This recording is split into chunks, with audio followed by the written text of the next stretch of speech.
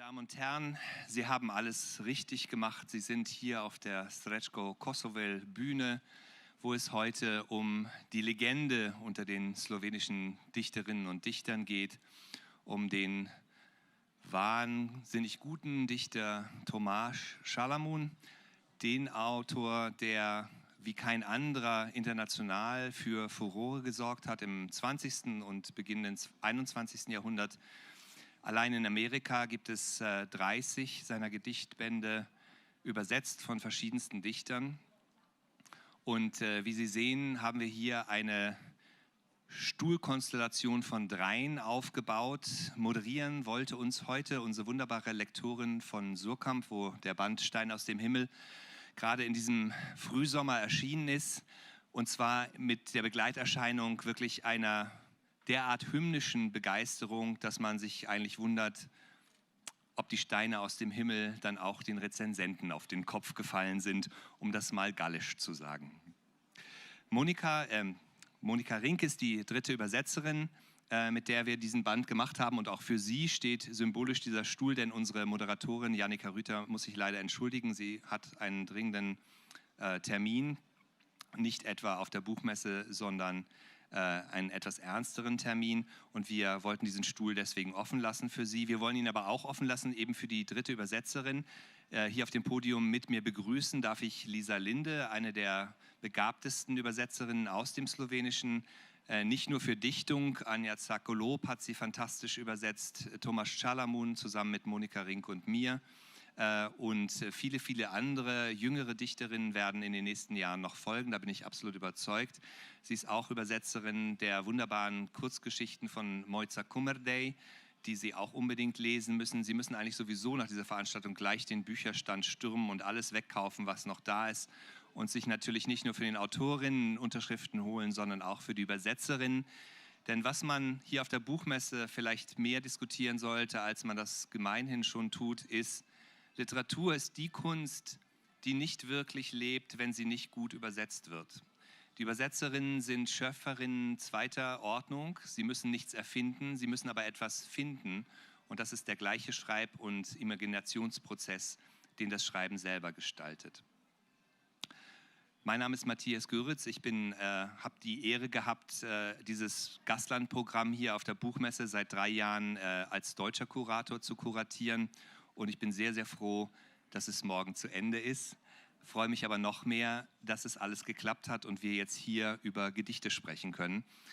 Gedichte und Philosophie, das war unser Motto. Das ist das Entscheidende. Slowenien ist ein Land der Extreme und Poesie und Philosophie sind so weit voneinander entfernt wie sonst nichts. Tomáš Šalamun allerdings ist nochmal das Extrem der Extreme. Und wir wollen gleich hören, warum das so ist, und wollen ein bisschen auch über sein Werk und auch seine Übersetzungen sprechen. Und wir fangen an mit einem Gedicht, das mir eben die Buchhändlerin sagte, das ist mein Lieblingsgedicht in dem Band. Und wenn die Buchhändlerin das sagt, dann überprüfen wir das doch gleich mal. Vielen lieben Dank auch von meiner Seite, dass Sie alle heute gekommen sind. Vielen lieben Dank dir, Matthias, für die wunderbare Einleitung. Auch alle, die mit an diesem Buch gewirkt haben, heute leider nicht da sein können, aber ich glaube, Sie sind doch da, auch Tomáš. Lak. Usoda me vali, včasih kot jajce. Včasih me s šapami lomasti po bregu. Kričim, upiram se. Ves svoj sok zastavim, ne smem tega delati. Usoda me lahko utrne, to sem že začutil. Če nam usoda ne piha na dušo, zmrznemo v hipu. Preživljal sem dneve v strašni grozi, da sonce ne bo več vzšlo, da je to moj poslednji dan.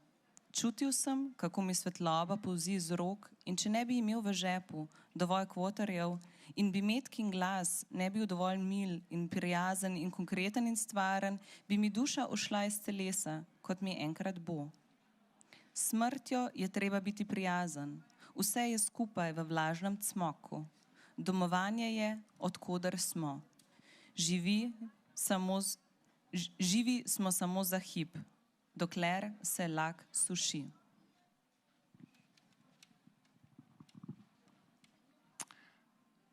Lack. Das Schicksal brütet mich aus, manchmal wie ein Ei, manchmal prügelt es mich mit Pfoten über den Hügel. Ich schreie, ich wehre mich, setze meinen ganzen Saft ein. Ich darf das nicht tun. Das Schicksal kann mich auslöschen, das habe ich schon zu spüren gekommen. Wenn das Schicksal nicht versucht, uns zu überreden, erstarren wir im Nu. Ich habe meine Tage in der schrecklichen Angst verbracht, die Sonne würde nie wieder aufgehen, dass dies mein letzter Tag sei. Ich fühlte, wie mir das Licht aus den Händen glitt und hätte nicht genug $Viertel in der Tasche gehabt und wäre Medgars Stimme nicht sanft und freundlich und konkret und sachlich genug gewesen, meine Seele wäre dem Körper entwichen, wie sie es einmal auch tun wird. Zum Tod muss man freundlich sein. Alles gemeinsam in einem nassen Knödel. Zu Hause ist, wo wir sind nur ein Augenblick am Leben, solange der Lack trocknet. Solange der Lack trocknet, ein Knödel, ein Tod, ein unglaublich vieles Springen von Bild zu Bild. Was war für dich beim Übersetzen von Tomasz' Gedichten die große Herausforderung? Tomasz einzufangen und gleichzeitig sich aber nicht einfangen zu lassen. Also in diesen Kosmos, in diesen Schalomon-Kosmos einzutreten, zu verstehen, was sind die Naturgesetze, die dort herrschen, gleichzeitig aber auch zu verstehen, dass es keine Regeln gibt und gleichzeitig auch zu wissen, dass dieser Kosmos in der deutschen Sprache funktionieren muss. Das heißt, wir müssen uns Schalomon im Deutschen annähern. Schalomon wurde bereits sehr viel übersetzt, sowohl ins Englische als auch ins Deutsche. Und das heißt, man begibt sich in etwas, was noch nicht da gewesen ist. Diese Gedichte gab es noch nicht. Gleichzeitig befindet man sich aber in bereits sehr klar positionierten und festgezeichneten Gittern. Die Gedichte sind Gedichte aus den letzten 20 Lebensjahren von Tomasz nach einer Schaffenskrise, die er hatte in den 90ern, die sicherlich auch mit dem Jugoslawienkrieg zu tun hatte. Hat er wieder angefangen. Zwischendurch hat er auch mal als Broker an der Triester Börse gearbeitet, als Buchhändler in verschiedensten eigentlich Kategorien, bis ihm dann eigentlich dieses Moment oder dieses Bild auch einfiel, dass Gedichte wie Steine vom Himmel fielen, eine Art von Zufall, eine Art von überwältigt werden vom Gedicht wieder. Hast du das beim Übersetzen auch so empfunden, dass es so eine Art von Überwältigung ist? Unglaublich. Also das ist so gewaltvoll und das ist so gewaltig, was von Schalomon da kommt, dass es auch anstrengend sein kann. Ich denke, dass es wahrscheinlich, du weißt es ist auch kein großes Geheimnis, ich habe so meine Probleme mit diesen Legenden. Ich habe auch Probleme mit diesen großen Männern. Wir sind dann irgendwie bei Goethe, Schiller, Prešeren, Schalomon und dann denke ich mir, was soll denn ich damit? Und mir war es wichtig, beim Übersetzen selbst nicht nur die slowenischen Gedichte zu dekonstruieren, sondern auch Tomasz Schalomon als diesen großen Dichter, um ihn und die Gedichte dann im Deutschen mir auch selbst wieder zusammensetzen zu können. Und das ist, glaube ich, auch passiert in den verschiedenen Gesprächen. Wir haben zu dritt gearbeitet. Du hast Rohübersetzung gemacht, 80. Ich habe Rohübersetzung gemacht, 20. Wir haben sie erstmal ausgetauscht, sehr viel drüber gesprochen, über auch unsere Lesarten dieser Gedichte. Dann haben wir Monika Rink, diese wunderbare Lyrikerin, eingeladen, auch ein großer Fan von Tomasz' Gedichten, dann wiederum einzusteigen. Und so wurde das ein instabiles Dreieck, was sich eigentlich die ganze Zeit in so einen Kreiseln bewegte. Und diese Instabilität war vielleicht auch dazu angereicht, genau das zu machen, was du sagst, Dekonstruktion und gleichzeitig natürlich auch total begeisternde Neukonstruktion. In diesem Gedicht Lack haben sie auch gemerkt, wie sehr die Poetik von Tomasz Schalomon immer, und Sie hören gleich eine größere Reihe von Gedichten, die wir mal hintereinander lesen, und da können Sie sich dann ein bisschen einhören, wie diese Poetik eine super persönliche ist. Es kommen immer wieder wirklich persönliche Menschen vor, die er liebt, mit denen er lebt. Medgar ist hier, seine zweite Frau. Es kommen Geliebte vor, Tomasz hat seine Bisexualität entdeckt. Es kommen immer wieder Lieben vor, die aufkommen. Es kommt seine Leidenschaft in diesem Gedicht auch Lack für Spielbanken vor. Tomasz ist dafür berühmt gewesen, dass er auch gerne mal sein Honorar von einer Lesung ins nächste Spielcasino getragen hat, um einfach mal zu gucken, was passiert. Der Zufall also ist im Gedicht sozusagen auch immer da. Und diese Mixtur aus dem Metaphysischen, wir werden komischerweise etwas hören, was wir beide, glaube ich, nicht vermutet hatten beim Anfang und auch Monika nicht beim Anfang des Übersetzens. Ich habe auch viele Gedichte ausgewählt und zusammen auch mit dem Herausgeber von Tomasz Gedichten, Ales Steger, gesprochen. Viele Gedichte haben auch etwas sehr Metaphysisches, etwas sehr mit Religion Beschäftigendes, was sehr überraschend ist eigentlich für diesen kraftvollen, rasanten, überwältigenden Dichter. Wir haben noch ganz besondere Gäste hier im Publikum und das hat mir eben gerade der wunderbare Dichter Boris Nowak zugesteckt. Wir haben nämlich die Tochter von Tomasz hier. Ich würde sie sehr, sehr herzlich gerne... Hallo, da ist sie. Hallo, das ist wunderschön und das ist toll, dass Sie dabei sind. Es ist ein großer, großer Moment für uns gewesen. Das ist tatsächlich das Buch, auf das ich mich am allermeisten gefreut habe. Und ich habe mich auch sehr gefreut, Lisa, dass du mit an Bord gekommen bist, um das zu machen. Wir wollen jetzt mal eine kleine Durchgangsrasanz machen durch Tomasz Gedichte. Ich möchte Ihnen aber noch mal einen ganz kurzen Ausschnitt vorlesen. Tomasz hat sich immer geweigert, über seine Gedichte eigentlich sowas zu schreiben wie Essays oder große Selbstaussagen, Nachworte. Sie kennen das ja alle. Tomasz wollte das Gedicht als Gedicht stehen lassen. Er ist aber einmal überredet worden, nämlich eben von seinem jüngeren Kollegen Ales Steger. Und ich habe dieses Interview ganz übersetzt. Es ist ganz frisch handgebunden im Axel Dielmann Verlag erschienen. Ales Steger im Gespräch mit Tomasz Salamun. Das ist eine begonnene Interviewreihe, wo Tomasz tatsächlich sehr viel über seine Person erzählt, über sein Werden als Dichter. Das ist ein hochinteressantes Büchlein. Und ich habe einen kleinen Ausschnitt daraus auch für diesen Band gewählt, weil wir einmal hören wollten, wie er sich denn anhört und was er dazu sagen hat, wie es ist, ein Gedicht zu machen. Und Sie hören jetzt einen kurzen Ausschnitt aus diesem Band und dann fangen wir einfach an, hin und her zu lesen und dann weiter zu sprechen. Und es ist wirklich irgendwie schön, was du sagtest. Tomasz ist irgendwie auch anwesend. Sowohl Monika als auch ich hatten immer das Gefühl, Monika sogar, dass sie ihm mal beim Supermarkt, beim Einkaufen begegnet sei, nach seinem Tod. Ich habe dieses Gefühl immer, wenn ich seine Gedichte lese. Für mich sind alle Dichter eigentlich, die gute Gedichte geschrieben haben, am Leben. Und vielleicht ist deswegen dieser Stuhl auch leer geblieben heute und Jannika wollte uns das schenken. Tomasz Salamun. Jeder Künstler ist melancholisch. Wie er funktioniert, woher sein Antrieb stammt, dafür gibt es keine Regeln. Das ist bewundernswert, denn es bedeutet, dass sein potenzieller Raum riesig ist. Dieser wird wahrscheinlich durch den Frieden, den man als Künstler in sich trägt, reguliert. Eben weil Künstler die Gabe dieses Friedens und dieser sozialen Anmut besitzen. Wahrscheinlich wird man durch das, was die Welt aus einem herausholen will, enorm belastet. Ales Steger. Ich habe sie immer um diese Fähigkeit beneidet, sich dem Wort wie einem Ready-Made zu nähern, so schien es mir jedenfalls, als wäre man eine große Hand, die in den Raum greift, die etwas hochheben und umdrehen kann. Tomasz Salamun. Das kann ich mir nur schwer vorstellen, schwer verstehen. Bei mir ist es eher, als würde sich ein Spalt öffnen oder ein Tonus, eine Spannung, die zerreißt. Und es ist, als ob dann ein Strahl aufleuchtet oder ein Satz hervorbricht, wie Pferdchen, die miteinander losgaloppieren, die dahin durchsausen. Ich schreibe das dann schnell auf und dann ist es da. Oder manchmal kann ich es eben nicht und es verschwindet wieder. Ich erkenne die Öffnung und die Sätze als das, was sie sind, und ich habe nichts damit zu tun. Und das ist großartig. Hardcore.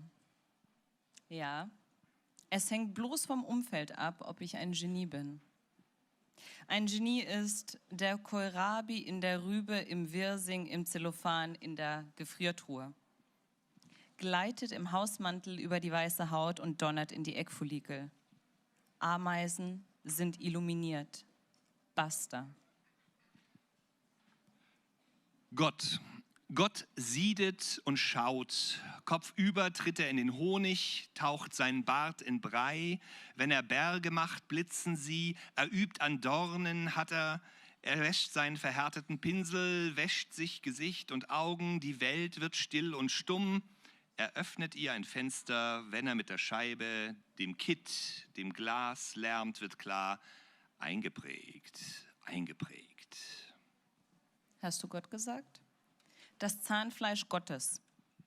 Mal angenommen, aus den Begonien sind Ameisen mit langen Wimpern gestürmt. Solche Wimpern gibt es nicht. Es gibt keine Ameisen, die aus Begonien stürmen. Der Staat selbst ist schon ziemlich forciert. Ameisen sind immer aus braunen Bergen zusammengesetzt, wurden abgeholzt und du weißt nicht, wie Gedärme, Rohre, Autobahnen, sie werden bestimmt für den Durchfluss benötigt, in die andere Hälfte der Achse spritzen. An den Übergängen lässt sich das Zahnfleisch Gottes erkennen. Früher wurden an den Brücken die Arbeiter in den Beton eingespritzt. Ein Arbeiter abgestürzt. Der Helm und der Körper unter dem Helm verschüttet von einer nassen Mähne. In den Kathedralen gibt es Gasstäbchen. Die Brechung des Lichts ist eingeschlagen in die Glasmalerei.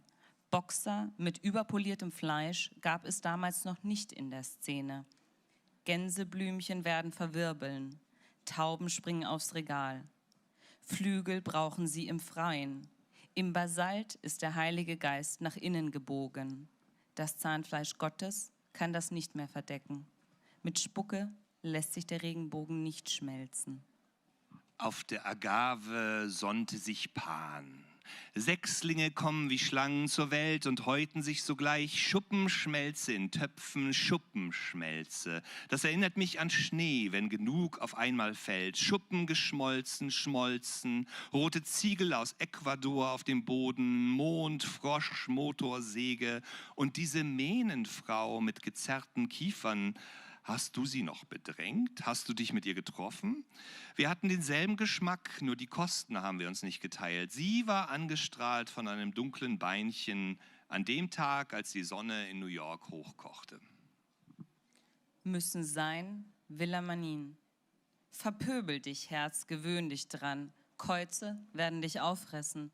Warum sollten die Käuze dich nicht reißen? Warum sollten die Käuze dich nicht streichen? Warum sollten die Käuze dich nicht stempeln?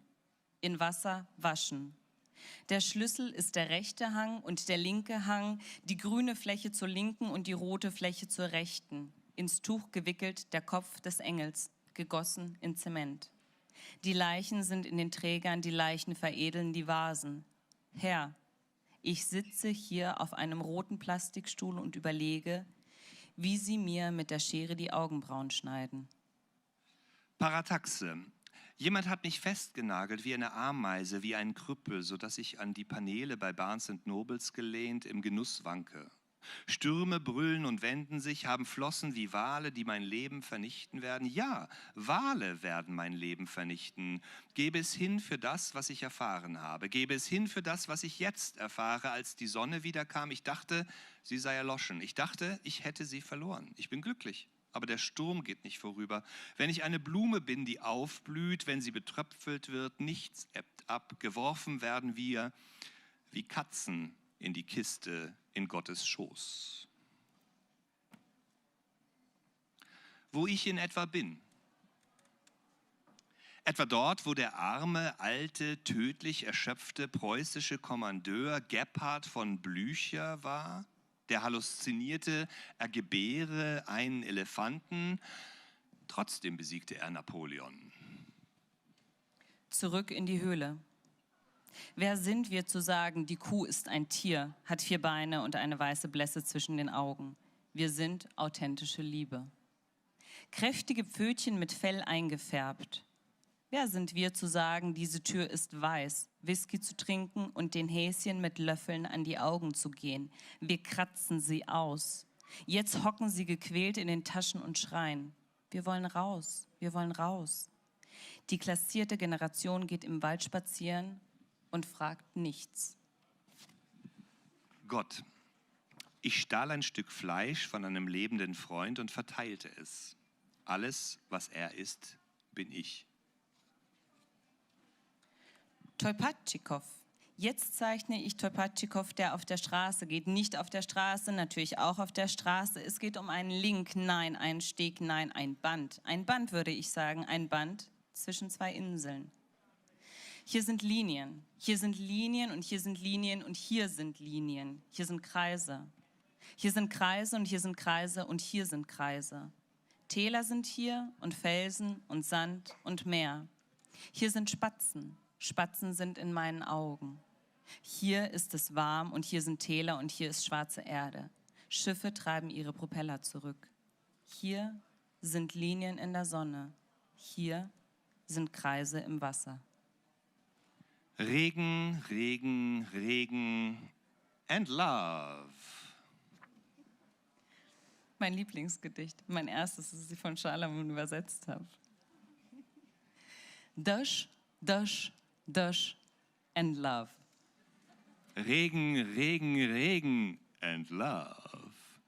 Über Dash, dieses Gedicht haben wir Dash, so lange Dash. gesprochen. Dash, Dash, Dash, Regen, Regen, Regen and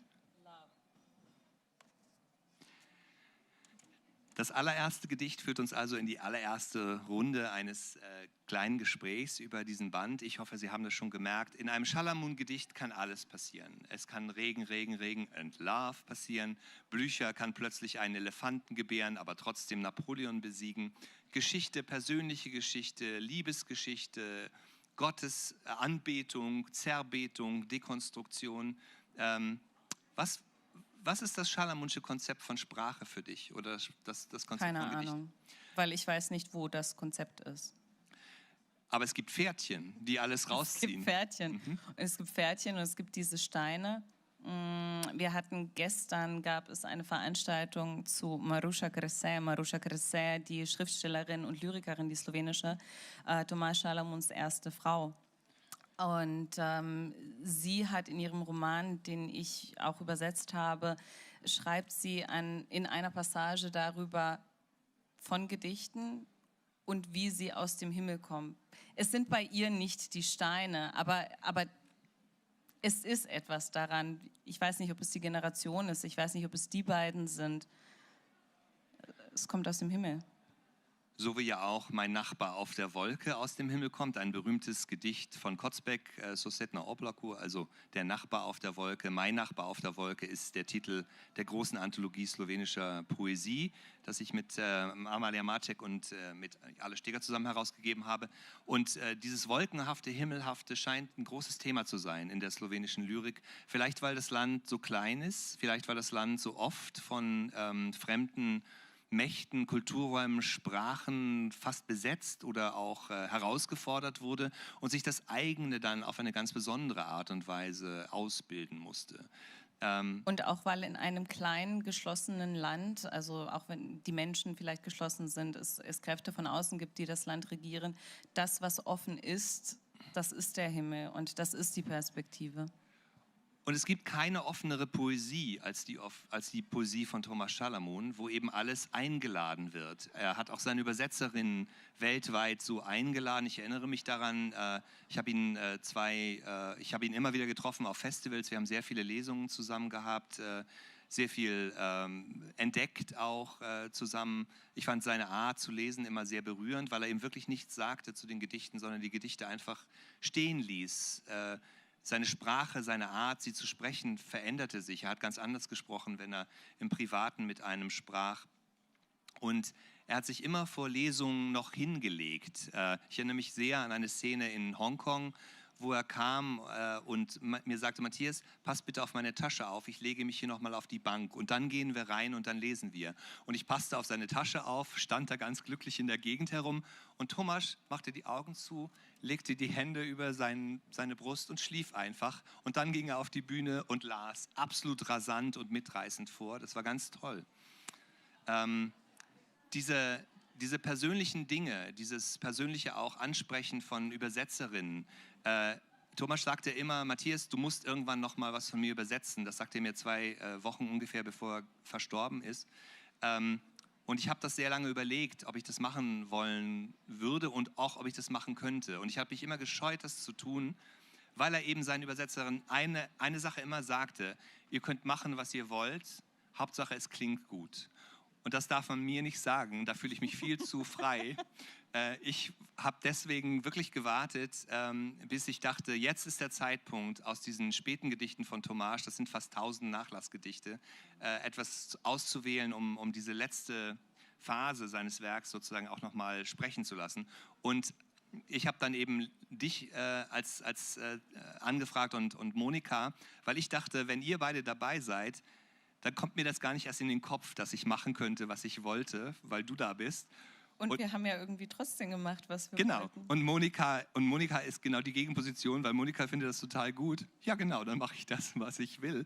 Ist aber gleichzeitig immer wieder in unserem Dreieck diejenige gewesen, die dann nochmal mit allen möglichen Wörterbüchern gesagt hat, Moment, aber das Wort kann ja doch auch noch das bedeuten. Und haben wir das jetzt hier schon richtig abgedeckt? Und sie hat dann verglichen mit den englischen Übersetzungen. Du hast auch viel mit den englischen Übersetzungen verglichen. Ich sehr viel. Und wir haben festgestellt, die englischen Übersetzungen sind tatsächlich manchmal so weit weg, dass man gar nicht mehr das Gedicht... Das hat manchmal überhaupt nichts mehr mit dem slowenischen Gedicht mehr zu tun. Also es ist nicht nur so, dass ab und zu sich zwischendrin etwas verändert, sondern es werden wild Verse hinzugefügt, weggelassen. Es entstehen im Prinzip ganz neue Gedichte in den Übersetzungen.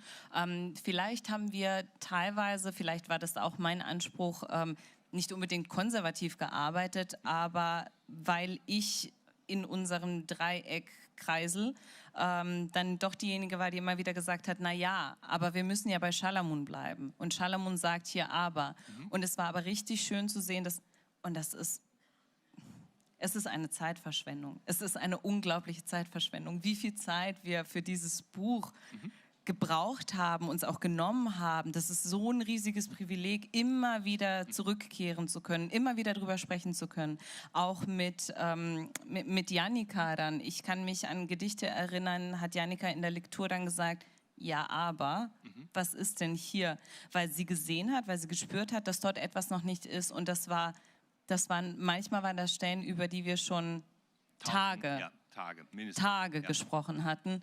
Und dann aber nochmal zurückkehren mussten. Und dann haben wir am Ende doch manchmal das gemacht, was wir wollten. Einfach so. Poesie ist also Zeitverschwendung und dafür liebe ich die Poesie. Und deswegen steht sie auch im Mittelpunkt des Gastlandauftritts Slowenien, weil sie die beste Zeitverschwendung ist, die man sich vorstellen kann. Und tagelang darüber spricht. Regen, Regen, Regen. Das ist so schön. And love, das ist so schön. Ich würde gerne noch mal vielleicht einen Zug machen.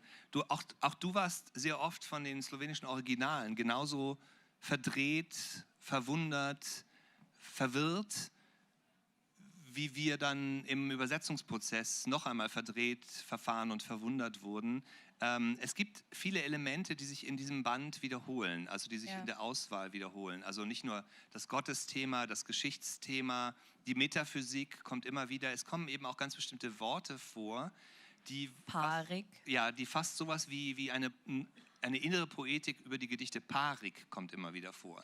Parik, das Slowenische hat den Dual, eine Besonderheit, eine grammatische Besonderheit, eine Zweizahl, ein wirkliches Paar sozusagen hervorzurufen. Ja. Und eben auch dann nochmal sehr schön, das Verb alleine trägt schon diese Information, dass wir über genau zwei Personen sprechen. Und dadurch erzeugt das in slowenischen Gedichten, in der slowenischen Lyrik eine Zweisamkeit, eine Intimität, die beinahe unmöglich ist, im Deutschen nachzubilden. Ja. Und bei Tomáš stellt sich das Wort Parik dann nochmal als Doppelung sozusagen dieses, würde ich sagen, Dualkonzeptes eigentlich aus. Und man denkt dann plötzlich mehr, das kann jetzt aber nicht mehr Parik sein, oder das sind ja ganz schön viele Paarungen, die dann da auftauchen. Das sind ja ganz schön viele, die da zusammenkommen im Paar. Das heißt, in gewisser Weise sind Thomas Schalamun-Gedichte auch Orgien. Ja, ja. Wollen wir davon noch ein paar hören und Sehr dann gerne. eine letzte Runde machen? Super.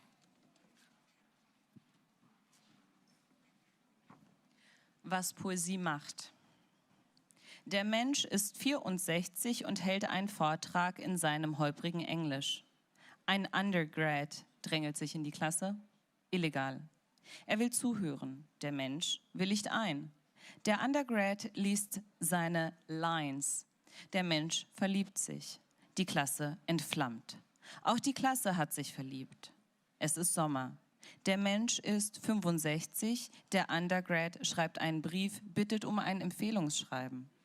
Der Mensch geht nach Paris ins Gustave Moreau Museum, das erste Mal seit 32 Jahren, um eine richtige Empfehlung zu schreiben, stellt fest, Gustave Moreau ist eine tote, ausgestopfte Sphinx. Der Undergrad ist lebendig und leuchtet. Er schreibt eine richtige Empfehlung. Eine Schlacht entwickelt sich. Die besten Creative Writing Programme kämpfen um ihn persönlich mit Telefonanrufen. Der Undergrad rolls on the floor out of happiness. Der Undergrad ist nicht mehr Student des Menschen. Der Mensch wird nicht bestraft. Sie knutschen rum, die beiden Affen. 22 Jahre und 66 Jahre, beide jung. Der Mensch stirbt schnell. Foto mit Yazoo-Zitat, Deep in each other's dream. Christus ist mein Sexobjekt, also bin ich ethisch unproblematisch. Ich treibe ihn auf die Auen, ich hüte ihn wie ein Hirtenjunge. Ich putze ihm die Läuse und die Drüsen, spülen wir uns unter dem Baum ab. Wenn wir beide mit dem Rücken auf der Erde liegen und in den Himmel blicken, was bewegt sich? Wird es genug Brennstoff für den Winter geben? Sollen wir Kartoffeln schälen? Gießen wir Soldaten aus Blei? Und den Kühen werden wir mit der Hand ins Maul greifen.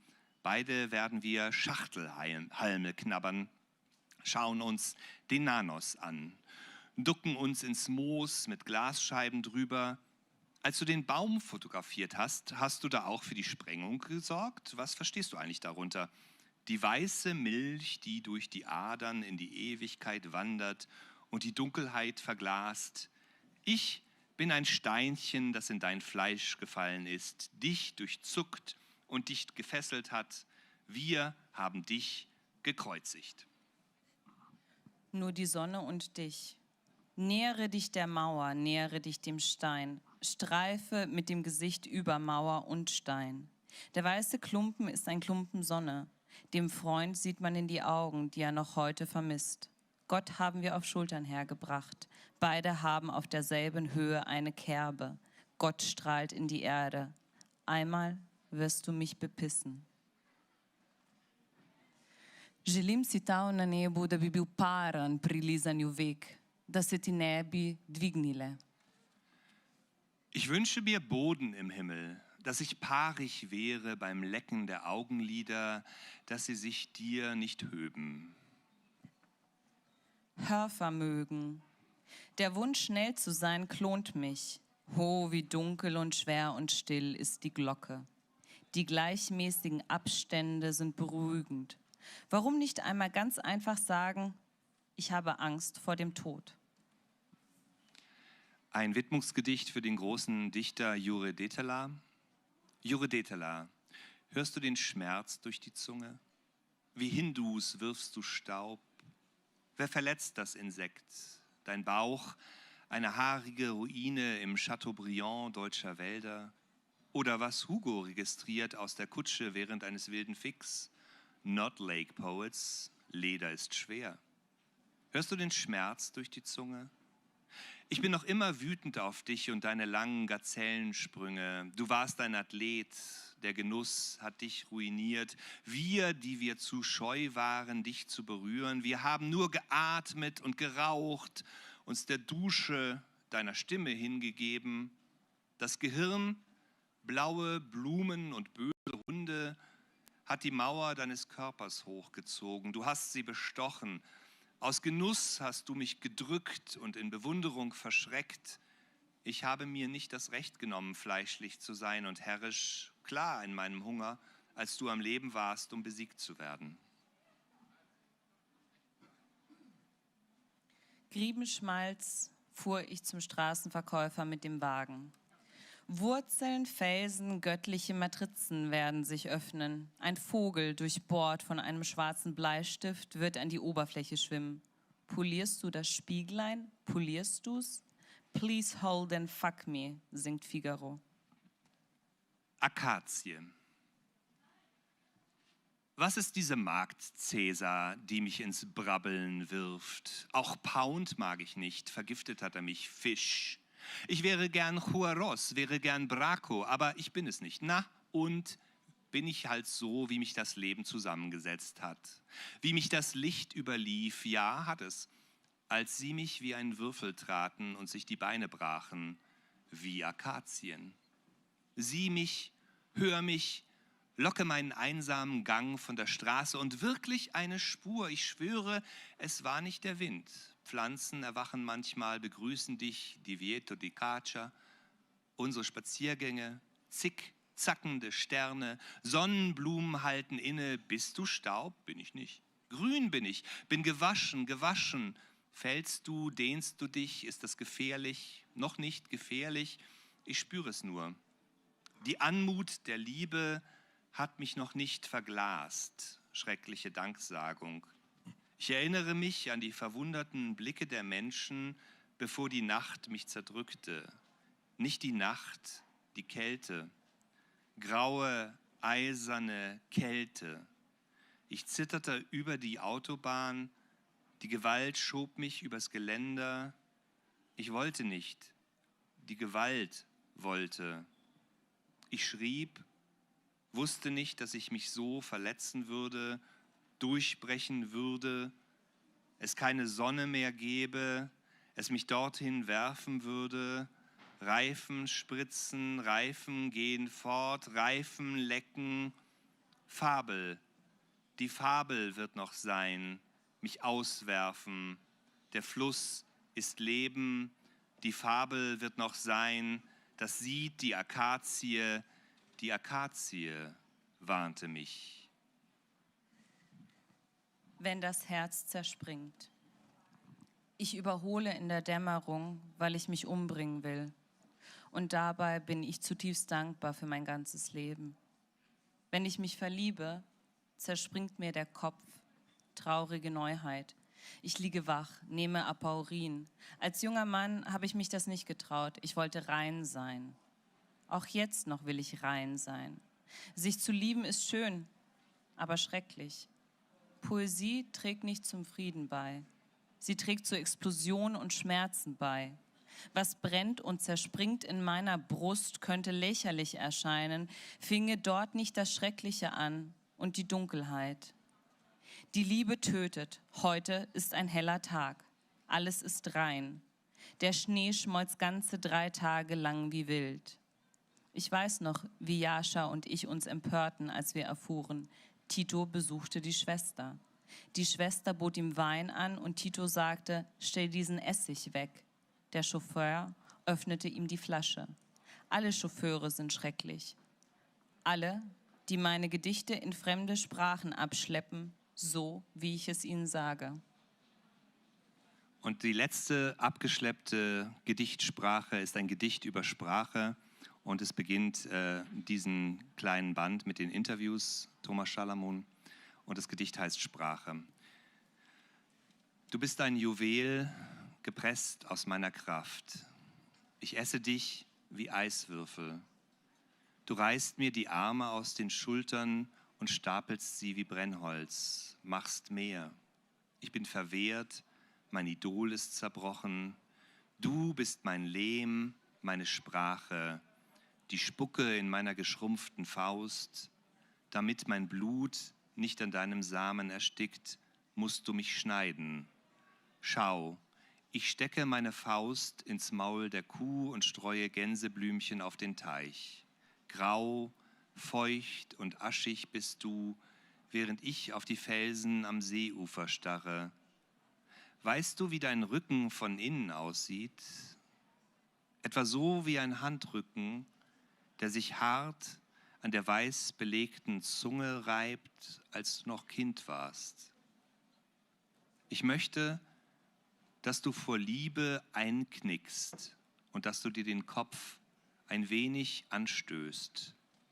Ich will, dass du in Ohnmacht fällst und wir wollen, dass sie jetzt die große, luxuriöse Langeweile der Zeitverschwendung mit Poesie so umsetzen, dass sie nach vorne gehen, diese Bücher kaufen, zu uns zurückkommen und Tomasz sie unterschreiben lassen. Denn Tomasz hat uns definitiv zugehört. Vielen Dank, dass Sie da waren.